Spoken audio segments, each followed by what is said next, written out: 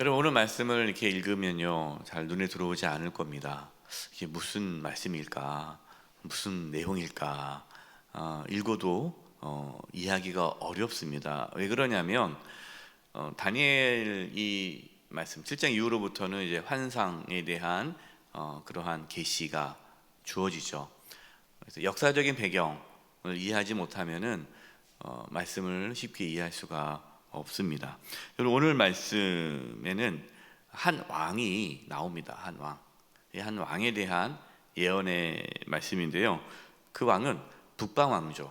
어제 말씀드리지 않았습니까? 이 알렉산더 대왕이 일찍 죽고 그 알렉산더 대왕이 이끌었던 그 헬라 제국이 네 개로 크게 갈라지지 않습니까? 그 중에 이제 가장 강력한 이 북방 왕조의 왕인 이제 셀루코스 왕조죠. 북방 왕조가 이제 셀루코스 왕조인데 그 왕 중에 안티코스 4세 에피파네스라는 왕이 있습니다.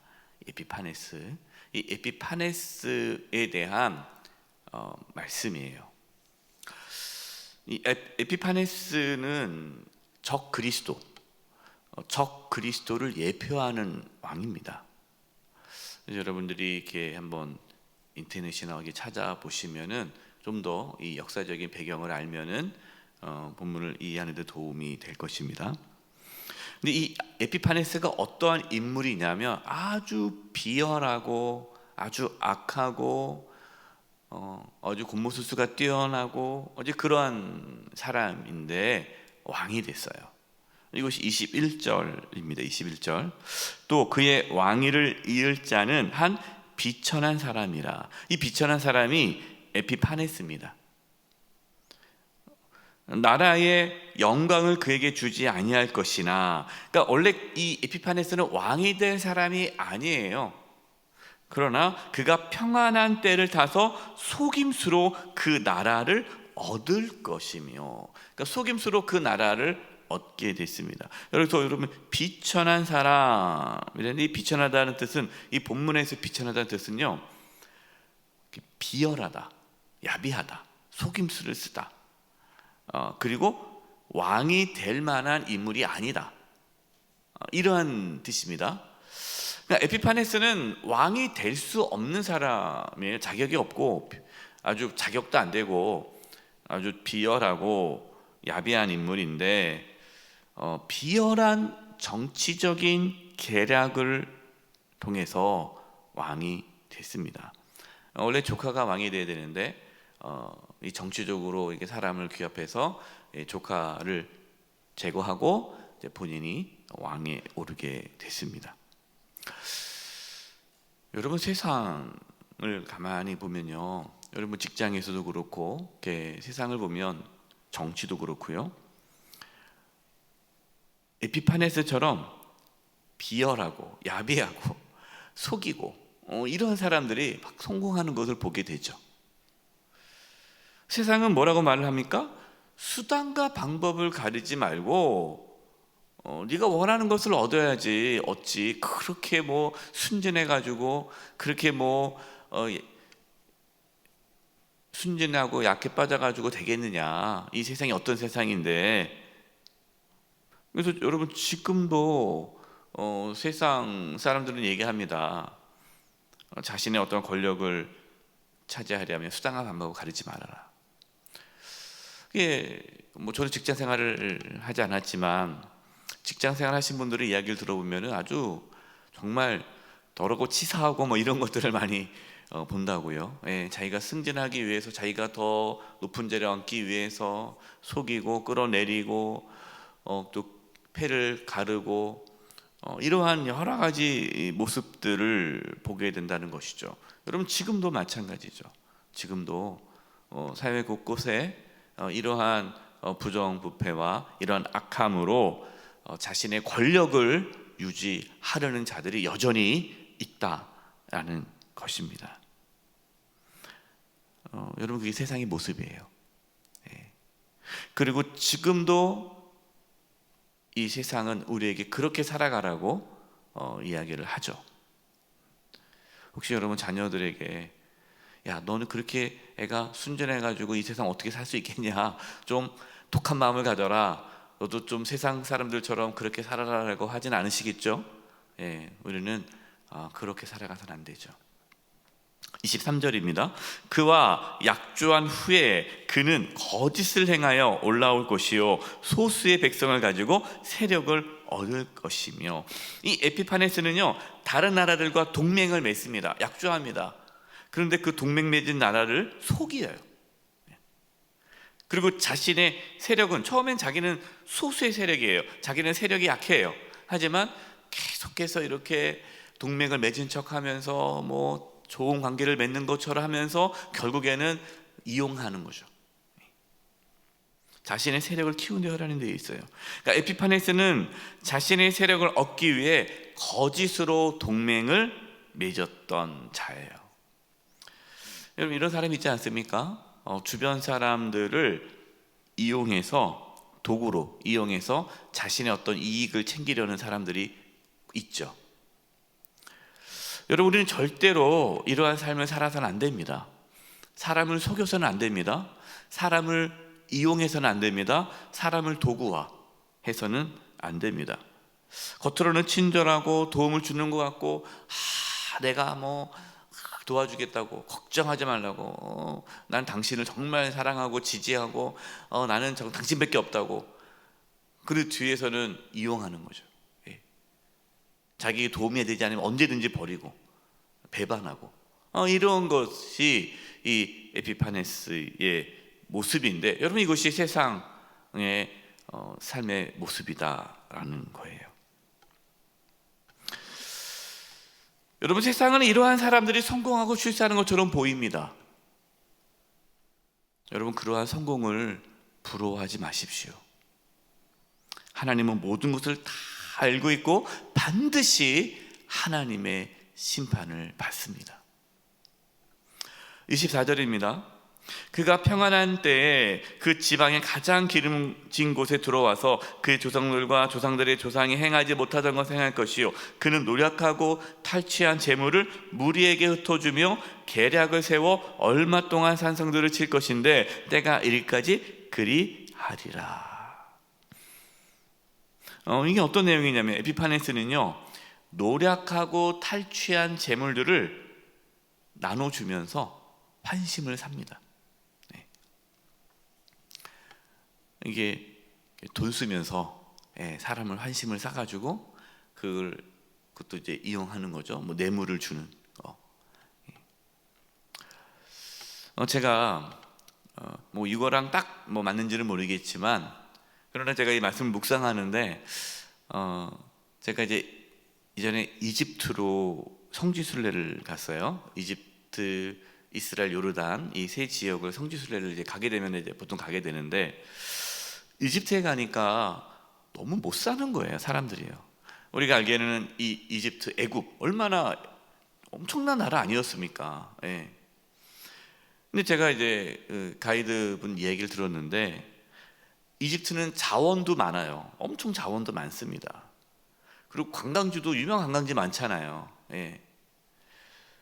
그렇기 때문에 국민들이 잘 살 수 있는 조건이 있는 거예요.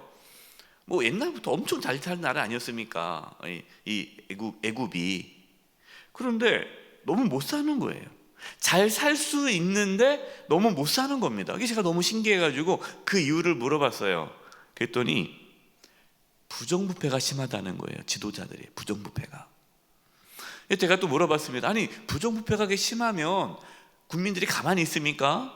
뭔가 저항을 하거나 뭔가 이렇게 개혁을 일으켜야지, 어떻게 그냥 이 부정부패를 가만히 보고만 있습니까? 라고 질문했더니 이런 얘기를 해요. 정부가 정부 보조금으로 아주 싼 가격으로 국민들에게 빵을 제공한대요. 빵을. 제가 이제 이렇게 아침에 이렇게 이동해 보니까 이렇게 곳곳에, 길거리 곳곳에 빵을 팔아요. 이게 동그랗게 하는 빵, 주식, 그 이집트 사람들의 주식입니다. 빈대떡처럼 이렇게 동그란 빵이에요. 그 빵을 막 이렇게 쌓아가지고 엄청 길거리마다 그걸 팔아요. 근데 아주 몇십 원이면 살 정도로 엄청 싸게 빵을 파는 거예요. 그게 정부 보조금으로 이제 거의 무료로 나눠주는 거예요. 국민들은 그거 먹고 그냥 괜찮다, 부정부패를 하든 뭐 하든 그냥 나에게 먹을 거면 주면 되는 거예요. 그러니까 국민들에게 그 먹을 것을 주고 이 부정부패를 일삼는 그런 지도자의 모습을 보면서 안타까웠는데, 이 에피파네스가 그 생각이 딱 드는 거예요. 아, 이렇게 했겠구나. 뭔가 이렇게 좀 주는 척하면서 어떠한 사람들의 환심을 사면서 결국에는 자신의 어떠한 권력을 유지하고 세력을 키우는 데 사용한 아주 비열하고 야비한 지도자였구나라는 것을 제가 깨닫게 되었습니다. 여러분, 지금도 이 에피파네스처럼 그렇게 재물을 사용하면서 사람들의 마음을 얻고 그것을 이용해서 자신의 세력을 키워가고 있죠.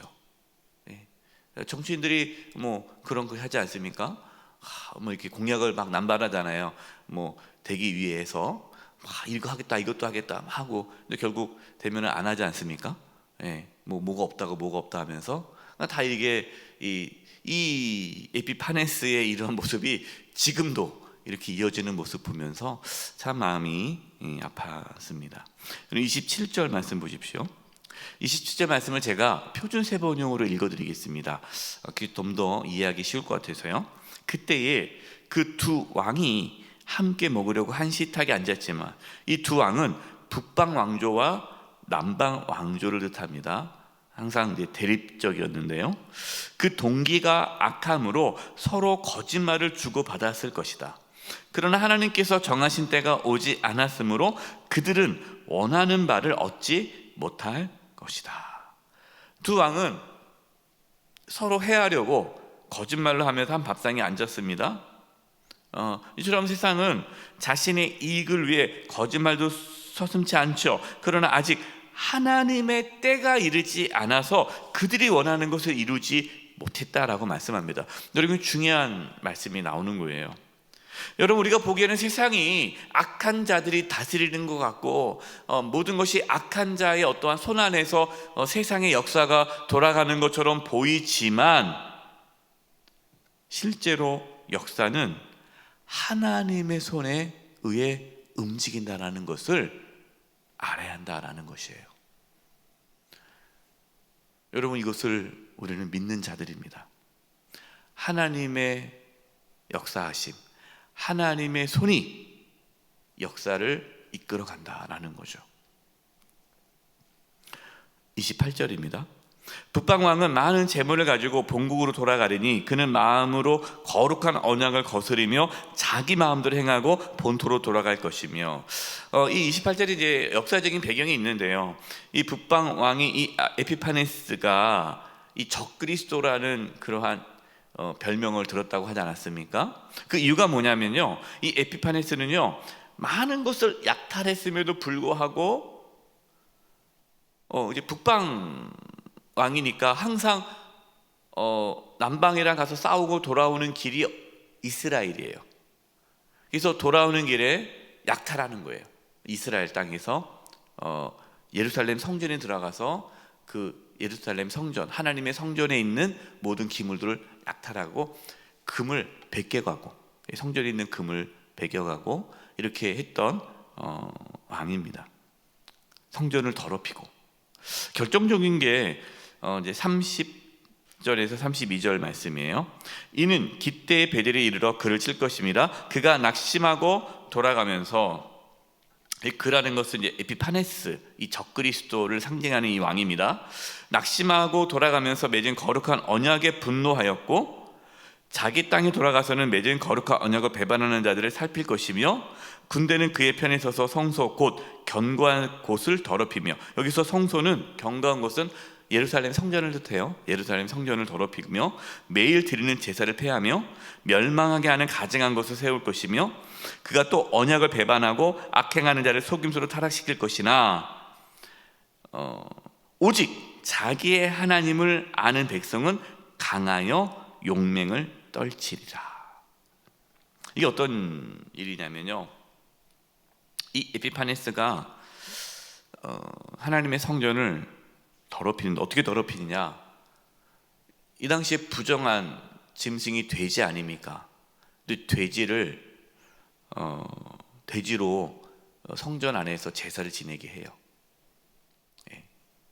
그리고 성전 안에 제우스 씨를 위한 제단을 세웁니다. 그래서 제우스를 섬기게 해요. 강압적으로. 하나님께서 구약에 하셨던 말씀, 그 제사법이 있지 않습니까? 그걸 다 무너뜨리고 이방 제사로 다 바꿔버립니다. 그렇지 않으면 다 죽여버려요. 그래서 이때 이 에피파네스 역사를 보면요, 이 에피파네스 왕이 죽였던 유대인의 그 숫자가 4만 명이에요. 4만 명. 상상할 수 없이 많은 유대인들을 죽입니다. 네. 그래서 이제 이 사건으로 이 에피파네스가 적그리스도라는 별명을 얻게 되는 것이죠.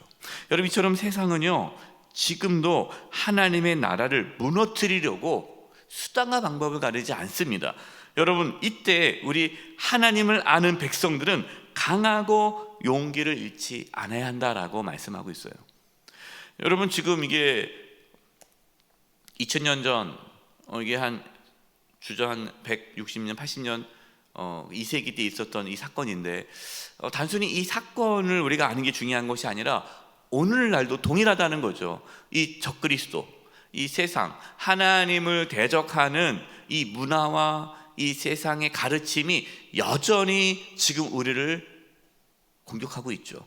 여러분, 우리는 이 세상 속에 살아가고 있습니다. 어떻게 살아가야 됩니까? 휩쓸리면 안 되죠.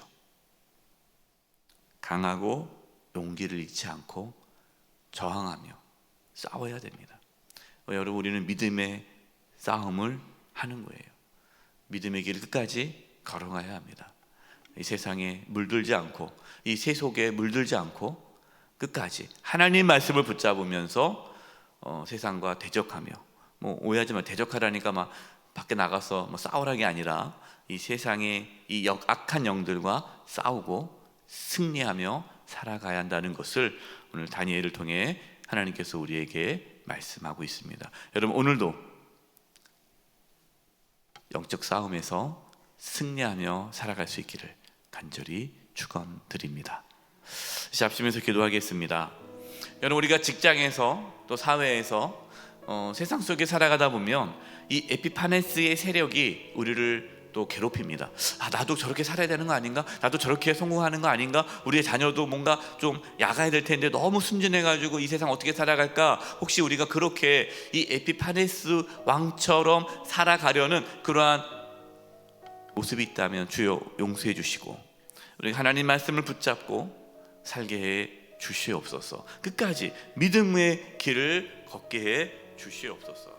우리 합심해서 방송으로 기도하며 나가겠습니다. 하나님 아버지, 이 시간 도와주시옵소서. 하나님, 저희들에게 믿음을 더하여 주시옵소서. 아버지, 에피파네스 왕처럼 아버지 세상에 성공을 위하여 수단과 방법을 가리지 않는 그러한 악한 삶을 살지 않게 하여 주시옵소서. 세상이 아무리 악하고 아버지 세상이 아무리 아버지 하나님을 대적한다 할지라도 하나님, 저희가 그걸 따라가지 않게 해주시고 세속에 물들지 않게 해주시고 거룩함을 유지하게 도와 주시옵소서. 오직 하나님만을 바라보며 하나님만을 의지하며 살아갈 수 있도록 도와 주시옵소서. 하나님까지 영적인 이 싸움에서 승리하는 삶을 살게 도와주시고 아버지, 세상에 물들지 아니하며 대적하며 살아갈 수 있도록 도와주시옵소서. 하나님이여, 붙잡아 주시옵소서. 하나님, 저희도 세상 속에서 치열하게 살아갑니다. 세상에 많은 미혹과 유혹들이 있습니다. 세상의 삶의 방식을 따라가지 않게 해주시고 하나님 말씀 붙잡고 살아갈 수 있도록 주님 도와주시옵소서.